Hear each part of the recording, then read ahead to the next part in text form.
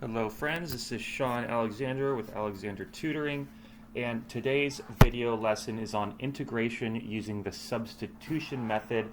I think a lot of you are doing this right about now. I poll all my tutors with all their calc students to see where they're at, and of course we're not all in the exact same place, but you're all right around here. And substitution, integration is tricky, and I really want to share with you a trick that I learned in college, because guess what? I totally bombed this at first when I first learned it. It's not until I got it that I was like, oh, really? That's the trick? There's a trick. So I want to share the trick, okay? So I have a little integral right for you here that we're gonna use substitution. They use the letter U for whatever reason, no one knows. And the tricky part that most students struggle with is, well, what am I going to use for my substitution, right? Like, what am I going to use? And here's the trick. So listen up. You want the derivative of your substitution to appear elsewhere in the integral. You want the derivative of your substitution to appear elsewhere in the integral, okay? So that might be a little confusing, and a lot of times it's sort of what you would think. So when I look at this example that I have here, a lot of times it's the argument. So we can see that the argument of the sign is 5x x squared minus 3. I'm just going to try this as a U substitution. And again, what's my trick? I want the derivative to appear somewhere else in the integral. So let's just test out this substitution. I'm going to take the derivative with respect to x of both sides. du dx equals d dx of the right-hand side.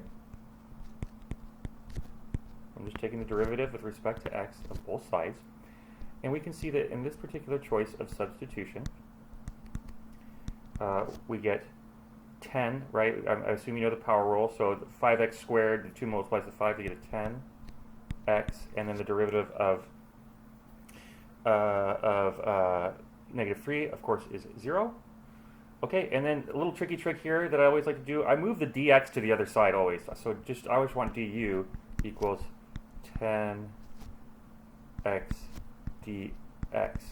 Okay, so what did I say? We want that's the derivative of the substitution that I chose. We're just testing it right now. Okay, so does 10x dx appear in the original integral anywhere? Well, I see a dx right here. I'm close. I see 20x right here, but that does count because we can just call that 2 du, right? What's 2 du? If I just multiply both sides by 2, 2 du equals 20x dx.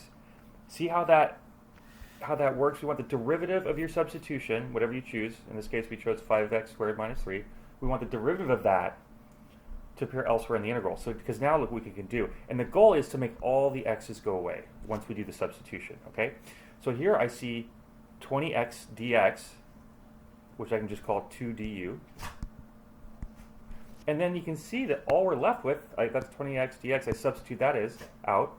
All we're left with is the sign of 5x squared minus 3, which is our substitution. That's just sine of u. And you'll know you got it right when all the x's go away and you're just left with u's. Okay, so this is an integral we can deal with. Of course, constants always come outside. And we get, I'm just going to rearrange this to make it look more like something you've seen before. And look at that. That is an integral that you've probably seen already. So what is the integral of sine? Well, I always ask myself, the derivative of what equals sine? And the answer is minus cosine. So we can evaluate that. It equals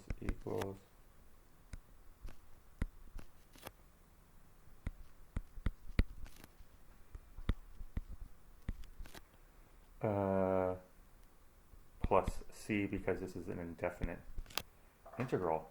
See how that works, guys? So the big trick is choosing your substitution such that the derivative of your substitution appears elsewhere in the integral. Let's try something slightly different so you guys can kind of get a feel for what I'm talking about here.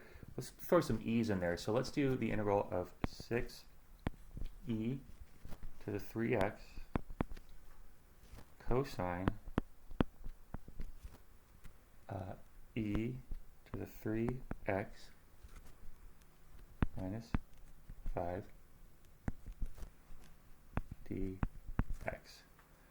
Okay, so what do you guys think our substitution is going to be? Well, we kind of saw from the last time one, a lot of times it's a smart idea to try the argument of the trig function.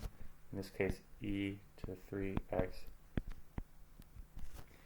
Okay, again, we're just testing this substitution to see if once we take the derivative, we see that derivative appear elsewhere in the original integral. So just like before, we go du dx to both sides. So basically d dx to both sides. Okay, now for the e to the 3x, we're going to have to use the chain rule. So that states that I would say the chain rule is the derivative of the inside function. In this case, the inside function is 3x, the outside function is e to the w. So the chain rule is the derivative of the inside function, which is 3, times the excuse me, sorry. Let me try that again. It's the derivative of the outside function with the inside function plugged in. Okay, so the e to the w is just e to the w, times the derivative of the inside function, which is 3x, so the derivative of 3x is just 3. Of course, derivative of negative 5 is simply 0. Okay, so there's our derivative, and we see 3 e to the 3x, basically. So, does that appear elsewhere in the integral? And the answer is yes. Oh, and you know what? Sorry, just a little mistake, guys. I already took the derivative, so this shouldn't be here. Sorry about that. Du dx is equal to that. Sorry about that. And then, like I said, I always like to move the dx to the other side.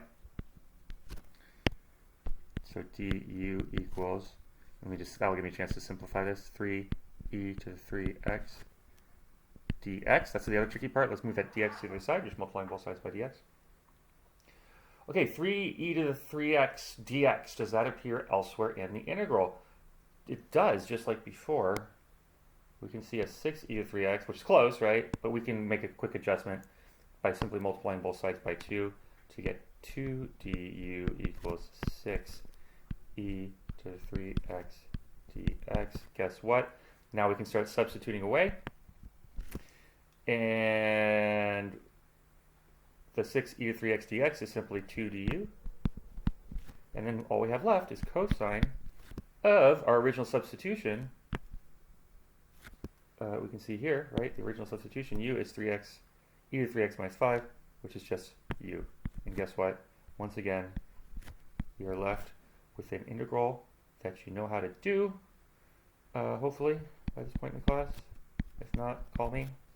I will help you. And just like before, we're left with a simple trig integral. So the integral of cosine, I always think the derivative of what equals cosine, and the answer is, of course, sine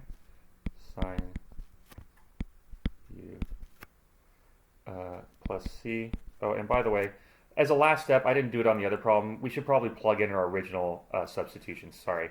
So to go get the answer, we should actually plug the original substitution back. So u, of course, was 3 e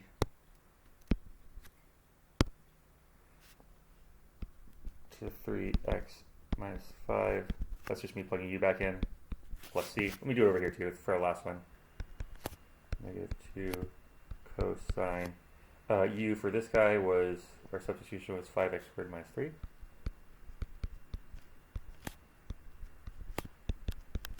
Boom, boom. And that is how the substitution rule works. So again, pick kind of what you think the substitution would be. It is often the argument of a trig function. It's often just something in there, right? You test it by taking the derivative with respect to x of both sides.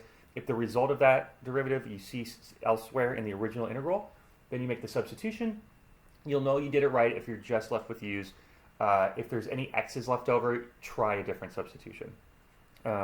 Okay, I really hope that helps, and hit me up if you have any questions. Take care.